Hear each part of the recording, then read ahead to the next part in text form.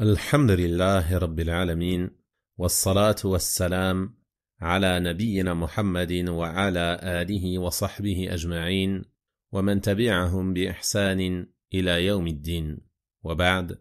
Chers frères et sœurs, nous nous réunissons en ce deuxième jour du mois de Ramadan pour voir et tirer des leçons bénéfiques d'un autre récit prophétique qui est le récit d'un homme qui ne manquait jamais aucune prière en commun.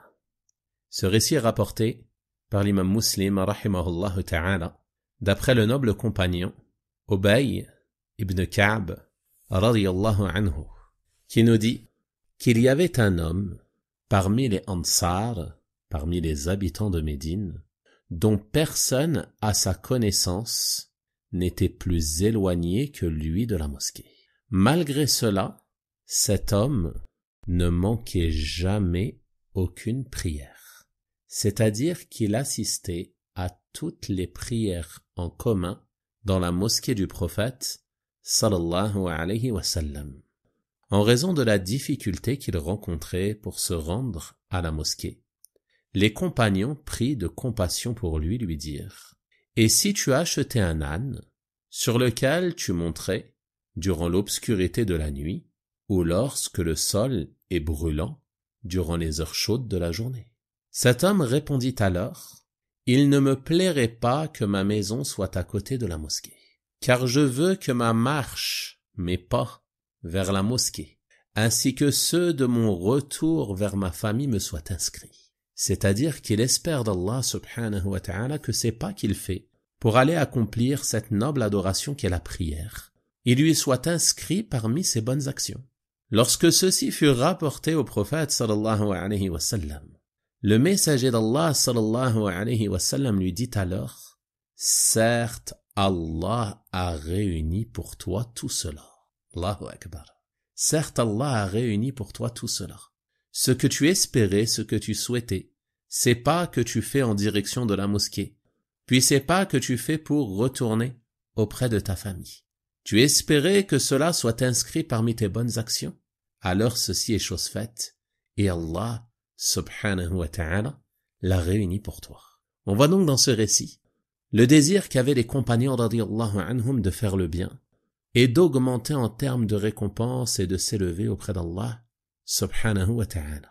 Chaque action qu'ils faisaient, ils veillaient à ce qu'elle soit une action les rapprochant de leur Seigneur, subhanahu wa ta'ala. Et ils veillaient à avoir dans ces actions une bonne intention.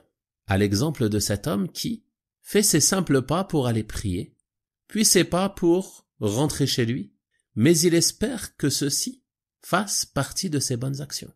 Et on voit à travers cela l'importance d'avoir de bonnes intentions.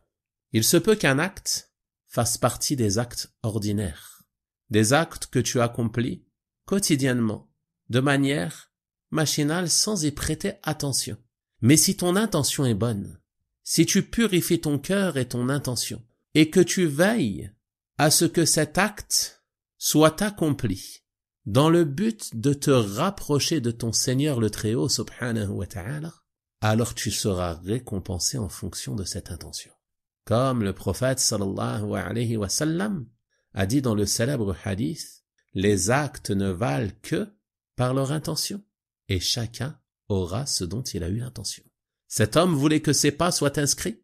Allah subhanahu wa ta'ala a réuni tout cela pour lui. Vous voyez donc, mes frères et sœurs, comment, en ayant un cœur éveillé, vous pourrez vous élever à des hauts degrés auprès d'Allah subhanahu wa ta'ala.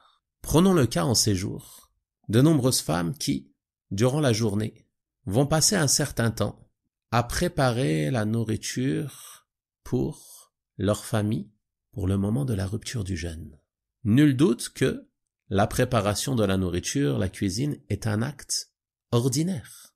Mais si la personne fait cela avec l'intention de se rapprocher d'Allah subhanahu wa ta'ala, de nourrir ses jeûneurs, de leur rendre le jeûne plus agréable et plus facile, de leur apporter un repas qui les réjouiront et qui leur permettra de prendre des forces pour ensuite aller accomplir la prière de nuit et jeûner le jour suivant. Si telle est l'intention de cette personne, au moment de la préparation de ce repas.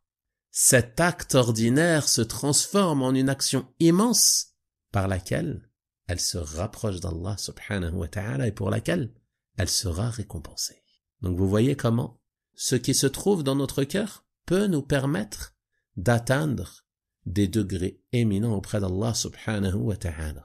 Également parmi les leçons bénéfiques que l'on tire de ce récit, il y a le fait que il est préférable pour la personne, dans la mesure du possible, de se rendre à la mosquée à pied, même s'il se trouve à une distance éloignée de la mosquée. Car ceci est plus immense en termes de récompense. Chaque pas que tu fais pour te diriger vers la mosquée, c'est une cause d'élévation au degré et d'expiation des péchés. Comme il est venu dans un autre hadith du prophète sallallahu alayhi wa sallam, de l'authentique de l'imam Muslim, d'après Abu Hurayra radiyallahu anhu, celui qui accomplit ses ablutions, celui qui se purifie dans sa maison, puis qui se rend vers une des mosquées d'Allah, afin d'accomplir une des prières obligatoires. Il se verra pardonner un péché pour un pas accompli et sera élevé d'un degré pour le pas suivant. Lorsque tu as conscience de cela, tu ne te plaindras pas si ta demeure est éloignée de la mosquée. Mais tu seras conscient de ce bienfait immense qu'Allah subhanahu wa ta'ala t'a accordé. Car il se peut que ces pas soient la cause de ton entrée au paradis et du pardon de tes péchés. On rapporte dans un autre hadith qu'il y avait une tribu du nom de Banu Salima qui voulait s'installer à proximité de la mosquée du prophète sallallahu alayhi wa sallam dans un lieu inhabité. Lorsque ceux-ci parvinrent au prophète sallallahu alayhi wa sallam, il leur dit: « Il m'est parvenu que vous souhaitez vous installer près de la mosquée. » Ils répondirent alors que oui, effectivement, ils souhaitaient s'installer près de la mosquée. Le prophète sallallahu alayhi wa sallam leur dit alors: « Restez là où vous êtes, car vos pas vous seront inscrits. » Restez là où vous êtes, car vos pas vous seront inscrits. Et dans un autre hadith authentique, rapporté par Abu Daoud et authentifié par l'imam al-Albani, rahimahullah ta'ala, le prophète sallallahu alayhi wa sallam a dit: « Annoncez la bonne nouvelle à ceux qui marchent dans l'obscurité de la nuit en direction des mosquées, qu'ils seront ornés d'une lumière complète au jour de la résurrection. » Allahu Akbar. Ceci est donc un encouragement pour nous à ne pas nous lasser des pas vers les mosquées. Et une personne pourrait se dire: mais qu'en est-il si j'ai besoin de me rendre à la mosquée en voiture? Car la mosquée est si éloignée qu'il serait bien trop difficile pour moi de m'y rendre à pied.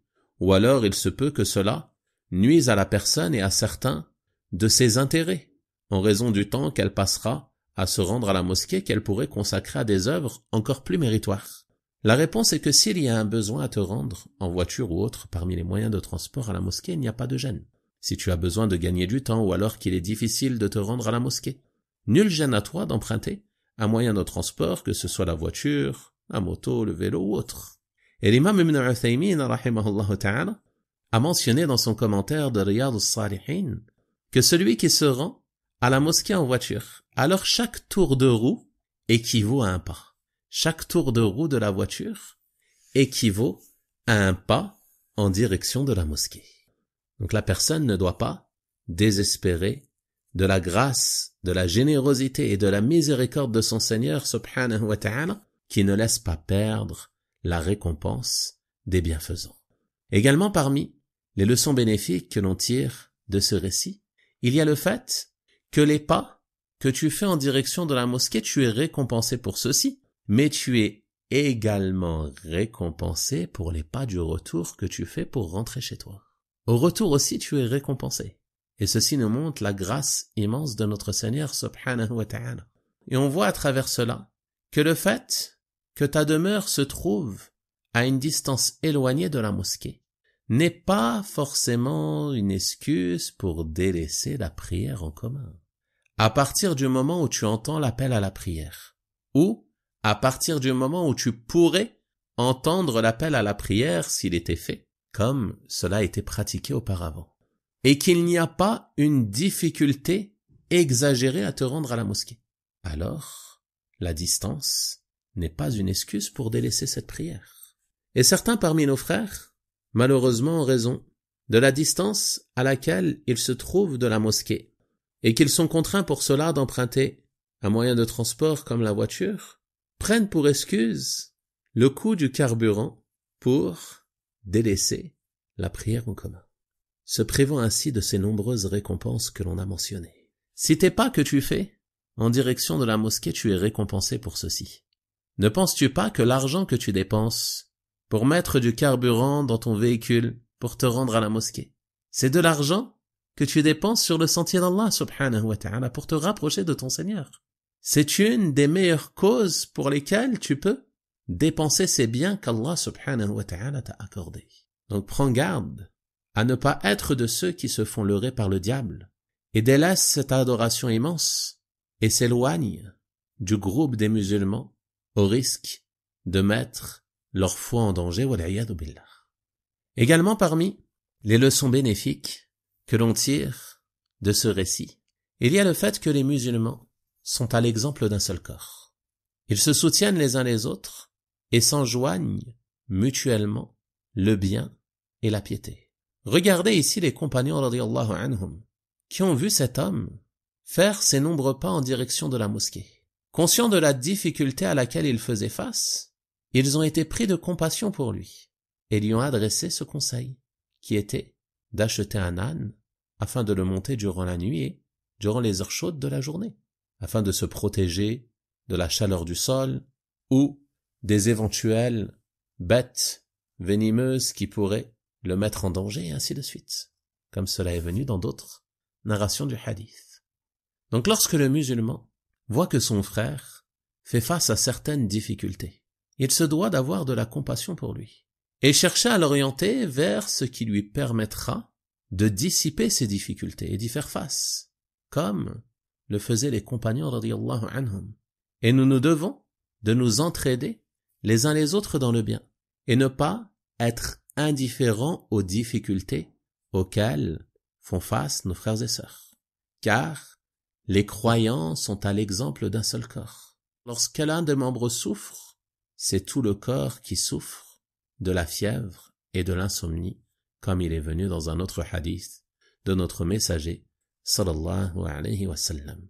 Enfin, parmi les leçons bénéfiques que l'on peut tirer de ce récit, il y a l'encouragement pour le musulman à faire face aux difficultés qu'il peut encourir sur les voies qui le rapprochent de l'au-delà et de l'agrément de son Seigneur.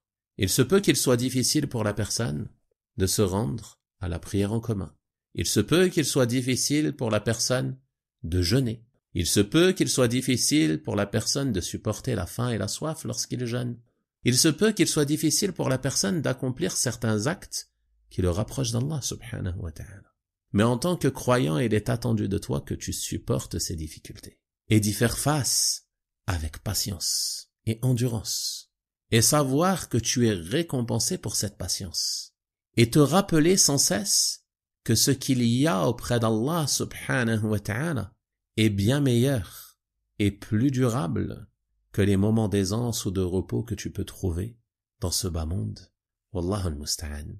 Ceci était donc quelques leçons que l'on peut tirer de ce récit prophétique, et je demande à Allah subhanahu wa ta'ala de nous placer parmi ceux qui sont assidus à leurs prières, qui les accomplissent en leur temps et qui les accomplissent en commun avec les musulmans. Wa sallallahu wa sallama wa baraka ala nabiyyina Muhammad wa ala alihi wa sahabatihi ajma'in walhamdulillahi rabbil alamin wa barakallahu fiikum.